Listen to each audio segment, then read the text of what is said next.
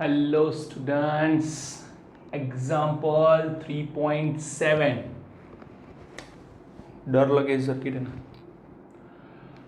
But इस circuit में बहुत कुछ ज़्यादा कैलकुलेशन अगर होगा भी तो भी हम उसे बहुत ही शांति से करेंगे, क्योंकि सर्किट न्यूमेरिकल में जो आपको एक चीज़ है वो ये है कि पेशेंस रखना पड़ता है।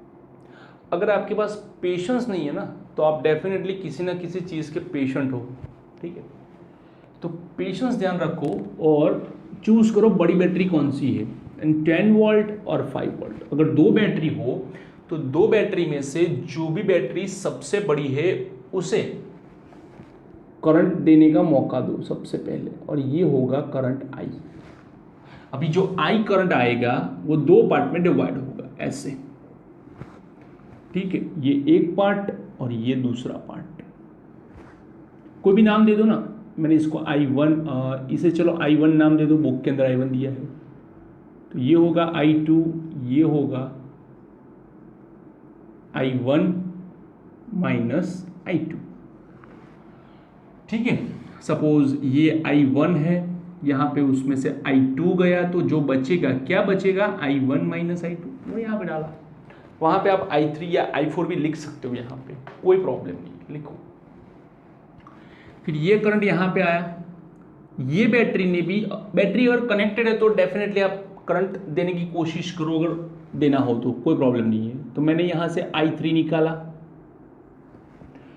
दो ब्रांच में से अगर करंट आते हैं तो वो करंट को वो ब्रांच को मीटिंग पॉइंट बोलेंगे। क्या बोलेंगे? Meeting point. और इन दोनों का जो करंट होगा वो डायरेक्टली नीचे की ओर आएगा।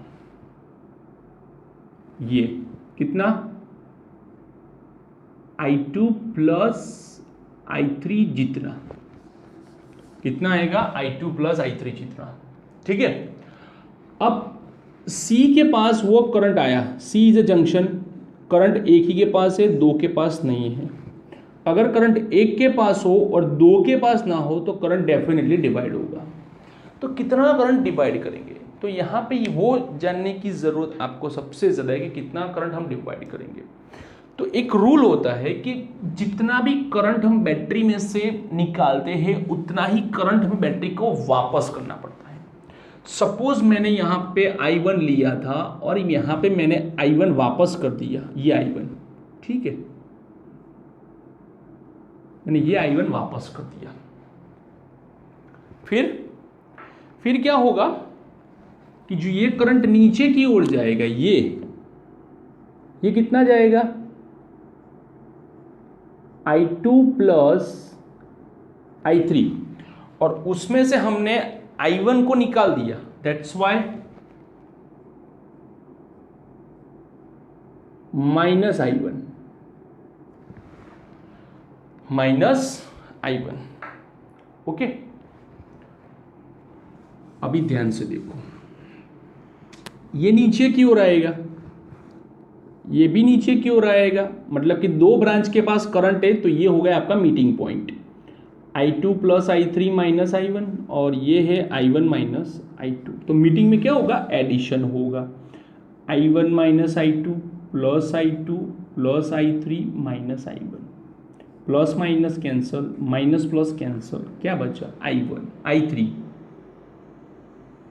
तो जो हमने लिया था वही हमने वापस कर दिया, I3। जो हमने लिया था वही हमने वापस कर दिया, I3, ओके। तो ये है आपकी पूरी सर्किट। ऐसे आपको करना होता है, जितना बैटरी में से करंट लोगे बाय कैलकुलेशन आपको करंट वापस उतना ही करना है। अगर सपोज आपके पास चॉइस आती है, जैसे कि मुझे यहाँ पे चॉइस मिली थी कितना करंट अंदर जाएगा, तो मैंने सबसे पहले अपनी प्रायोरिटी सेट की कि जितना बैटरी कंज्यूम करेगी एक्चुअली उतना ही जाएगा, वो डेफिनेट है। तो इसलिए मैंने I1 को वहाँ पे भेजा।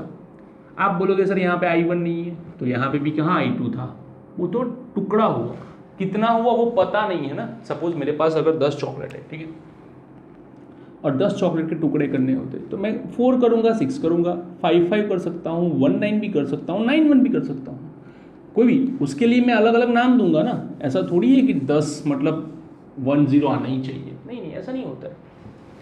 चलो लूप ले लो, कौन सा लूप लोगे? तो लूप लोगे आप ए बी सी ए, आपको जो सही लगे आप ले सकते हो, ऐसा नहीं है मैं यहां पे ये ले रहा हूं। अगर सपोज आपने ए बी सी लिया और गलती से ए लिखना रह गया, मतलब आप लूप नहीं ले रहे हो, आप यहां से शुरू होके यहां पे आ रहे हो, यहां से शुरू होके यहां पे आ रहे हो, इसकी तो बात ही नहीं हो रही है। तो उसकी अगर बात करनी है तो डेफिनेटली आपको ए लिखना पड़ेगा, ए बी सी ए। चलो ए टू बी, करंट जा रहा है ऊपर की ओर, मैं भी जा रहा हूं ऊपर की ओर, same direction negative 4i2। Okay, फिर बी टू सी मैं नीचे आ रहा हूं, करंट भी नीचे आ रहा है, मतलब कि नेगेटिव -2 i2 प्लस i3। अब सी पे आ गया, सी पे आते ही मैं जा रहा हूं ए की ओर, मतलब कि लेफ्ट साइड, करंट भी ए की ओर जा रहा है, मतलब कि नेगेटिव -i1। इंटू 1 लिखने की जरूरत नहीं है, इंटू 1। जब मैं ए के पास पहुंचूंगा तो उस रास्ते में मुझे सबसे पहले नेगेटिव पोल मिलेगा, बाद में पॉजिटिव पोल मिलेगा, और यूज क्या करना है, सेकंड टर्मिनल। सेकंड टर्मिनल क्या है, पॉजिटिव है, +10 ए पे पहुंच गए इज इक्वल्स टू 0। अभी ओपन करो ब्रैकेट को, सबसे 4i2 2i2 2i3 -i1 is equals to -10। -i1 4 + 2 6 -2i3, सब माइनस कैंसिल करो, i1 + 6i2 + 2i3 is equals to 10, equation number 1। यहां पे मुझे सभी ब्रांच में करंट फाइंड करना है, ठीक है। तो अभी देखो, नया लूप ले लो, ऊपर का ट्रायंगल लिया, अभी नीचे का ले लो, ए, चलो उल्टा जाते हैं, सी डी ए जाते हैं, चलो अभी आप ए टू सी जाओगे, कहां जाओगे, ए टू सी, तो पहले पॉजिटिव बाद में नेगेटिव टर्मिनल, दैट्स वाई -10। अभी करंट जो है वो मेरी ओर आ रहा है, मतलब कि ए की ओर आ रहा है, और हम जा रहे हैं सी की ओर, opposite direction, +i1।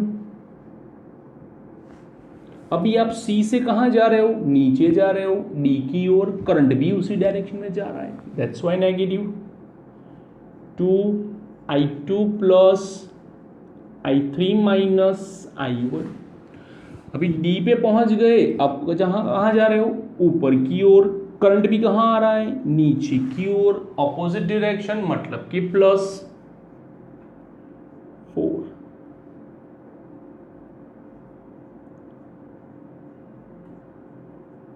i1 - i2, और मैं पहुंच गया ए पे वापस, is equals to 0।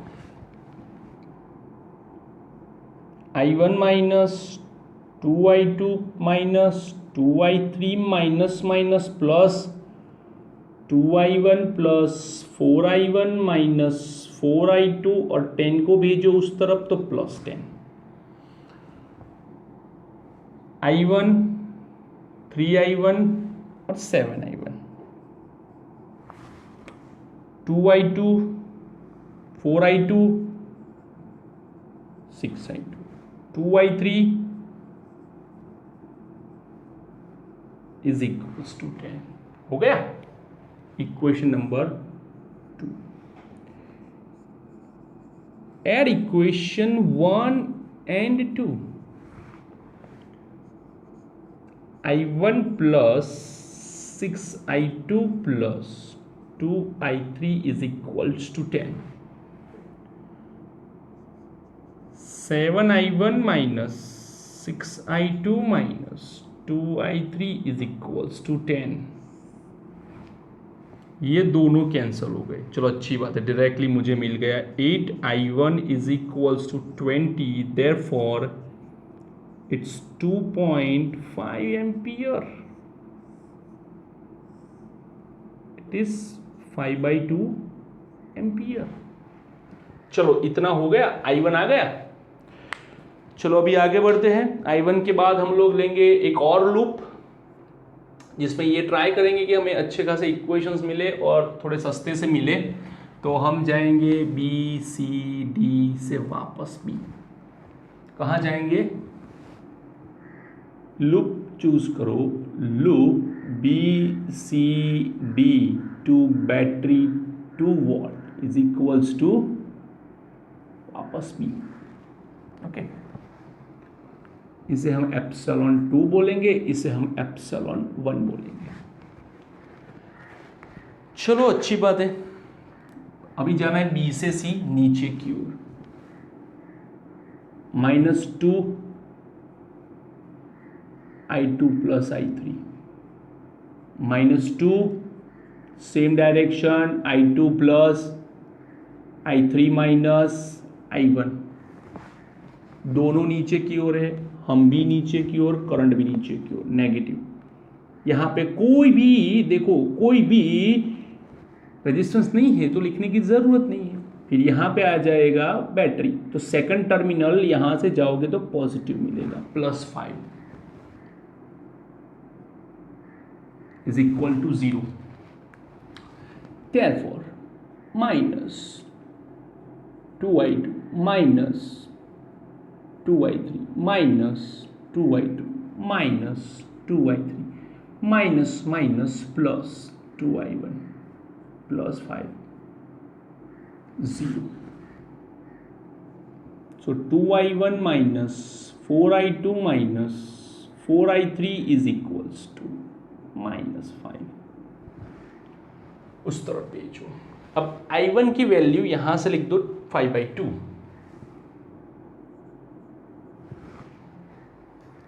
Value of I1 it's 5/2